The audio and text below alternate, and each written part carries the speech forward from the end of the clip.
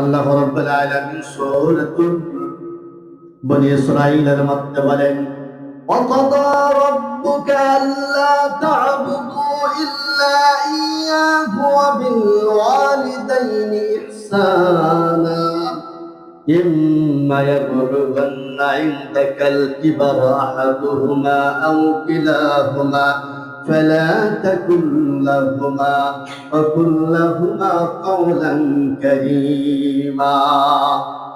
আল্লাহ রাব্বুল আলামিন হুকুম জারি করছেন যা কখনো নরমাল নয়।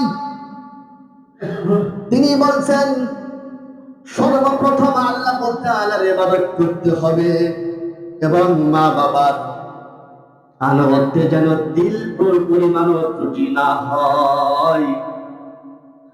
শুধু তাই নয়, যদি তোমার জীবদ্দশায় তোমার পিতা এবং মাতা দুইজনের একজন বার্ধক্যে পৌঁছিয়ে যায়, তাদের সাথে বিরক্তি বা অবজ্ঞা সূচক কথা বলো না এবং ভৎসনা করো না, তাদেরকে সম্মান দিয়ে সম্মানের সাথে কথা বলো।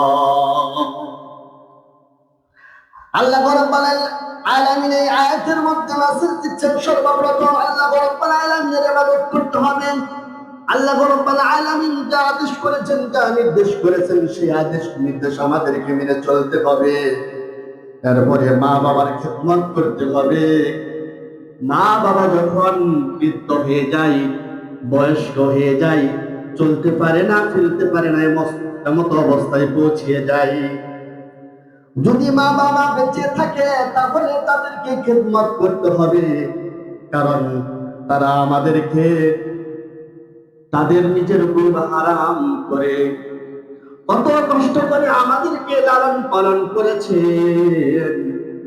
আমরা অসহায় ছিলাম, বিছানার মধ্যে পেশাব পায়খানা করে দিয়েছি, মা বাবা আমাদেরকে ফালায়া দেয় নাই।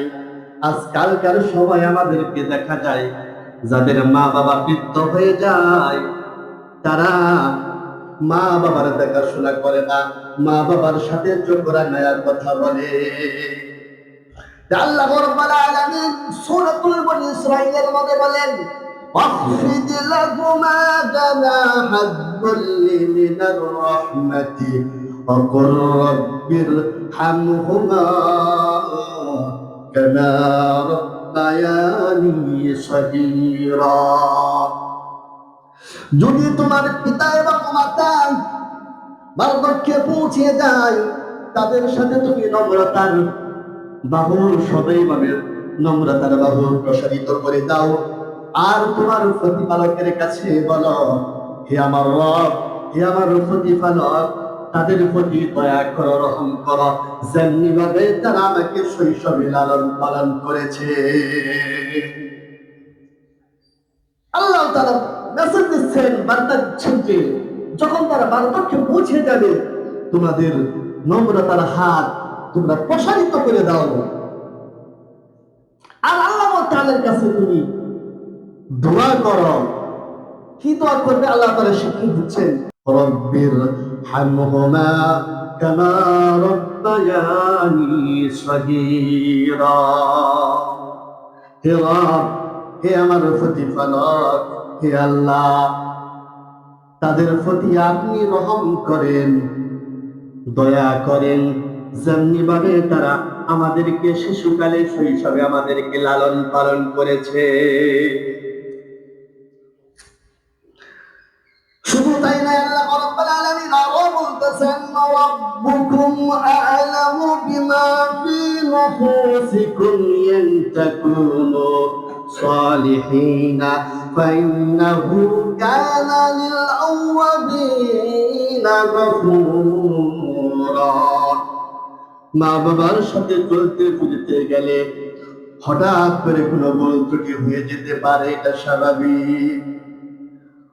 এমন কোন অপরাধ হয়ে গেছে আমার আচরণের দ্বারা আমার বাবা আমার মা কষ্ট পেয়েছেন, আমি জানি না, হঠাৎ করে ভুল হয়ে গেছে।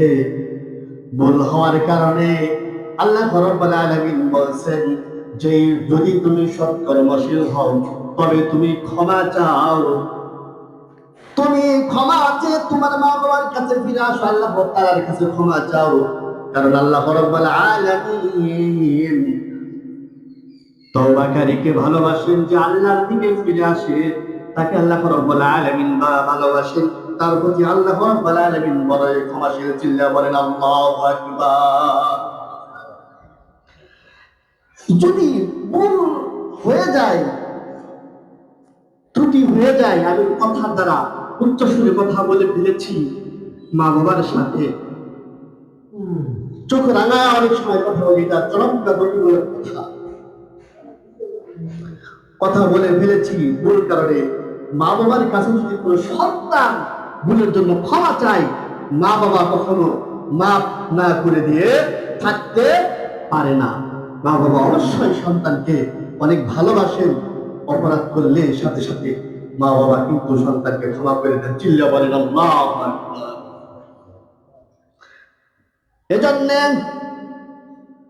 হযরত জাহিয়া রাদিয়াল্লাহু তাআলা আনহু একবার রাসূল সাল্লাল্লাহু আলাইহি ওয়াসাল্লামের কাছে এসে বলেন, ইয়া রাসূলুল্লাহ, ইয়া হাবিবাল্লাহ, আমি জিহাদে যাওয়ার জন্য এসেছি।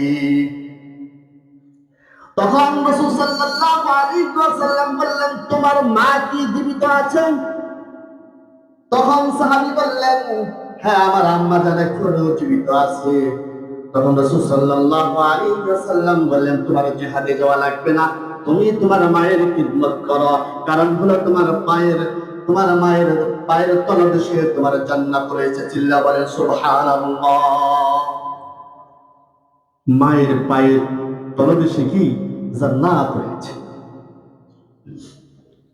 শুধু তাই নয়, হাদিস শরীফের মধ্যে আরো আছে, যদি কোন ব্যক্তি মা বাবার দিকে একবার নেক নজরে তাকাই, হাদিস শরীফ প্রমাণ করেন, একবার তাকাইলে একটি কবুল হজের সওয়াব আল্লাহ রাব্বুল আলামিন ওই ব্যক্তির আমলনামায় দিয়ে দেয়। বলেন সুবহানাল্লাহ। কে আছি আমরা মা বাবার দিকে নেক নজরে আমরা তাকাইতে পারি? কে আছি? বলে কে আছি আমরা যৌবনের বয়স এসে গেছে, আমাদের শরীরে রক্ত গরম, মা বাবা যদি একটা কথা বলে, যদি ডাইনে যাইতে বলে আমরা বায়ে যাই, বায়ে যদি যাইতে বলে তাহলে আমরা ডাইনে যাই। মা বাবা যে আমাদেরকে কত কষ্ট করে লালন পালন করেছে সেটার দিকে আমরা কখনো খেয়াল করি না, সেটা মনেই করি না। সেজন্য হাদিস শরীফের মধ্যে আছে, হযরত উযাইর ইবনে কাব রাদিয়াল্লাহু তাআলা আনহু থেকে বর্ণিত, রাসূল সাল্লাল্লাহু আলাইহি ওয়াসাল্লাম একবার সাহাবায়ে কেরাম রাদিয়াল্লাহু তাআলা আনহুমকে বললেন, তোমরা মেম্বরের নিকটবর্তী হও। সাহাবায়ে কেরাম রাদিয়াল্লাহু তাআলা আনহুম মেম্বরের নিকটবর্তী হইলেন। রাসূল সাল্লাল্লাহু আলাইহি ওয়াসাল্লাম যখন মেম্বরের নিকটবর্তী হইলেন, তখন খুতবা দেওয়ার জন্য তিনি মেম্বরের প্রথম সিঁড়িতে পা রাখলেন, বললেন আমিন। দ্বিতীয় সিঁড়িতে যখন পা রাখলেন তখন বললেন আমিন। তৃতীয় সিঁড়িতে যখন পা রাখলেন তখন বললেন আমিন। খুতবা প্রদান শেষ হয়ে গেলে সাহাবীরা জিজ্ঞেস করলেন, ইয়া রাসূলুল্লাহ, ইয়া হাবিবাল্লাহ, ইতিপূর্বে তো এই তিনবার আমিন বলা আমি কখনো শুনি নাই, যে এর আগে তো মেম্বার খুতবা দেওয়ার জন্য বলছেন আমিন আমিন বলছে, ইতিপূর্বে আমরা কি শুনি নাই। তখন রাসূল সাল্লাল্লাহু আলাইহি ওয়াসাল্লাম বললেন, যখন কিনা আমি মেম্বারের প্রথম সিঁড়িতে পা মুবারক রাখলাম, সাথে সাথে হযরত জিবরাইল আলাইহিস সালাতু ওয়াস সালাম আমার কানের মধ্যে এসে বললেন, ধ্বংস হোক ওই ব্যক্তির নাক ধুলায় দূষিত হোক যার সম্মুখে আপনার নাম উচ্চারণ করা হয় কিন্তু আপনার প্রতি দরুদ শরীফ পাঠ করে না। ওই ব্যক্তির নাক ধুলায় দূষিত হোক, ওই ব্যক্তি ধ্বংস হোক। রাসূল আপনি আমিন বলেন। তখন আমি রাসূল আমিন বললাম।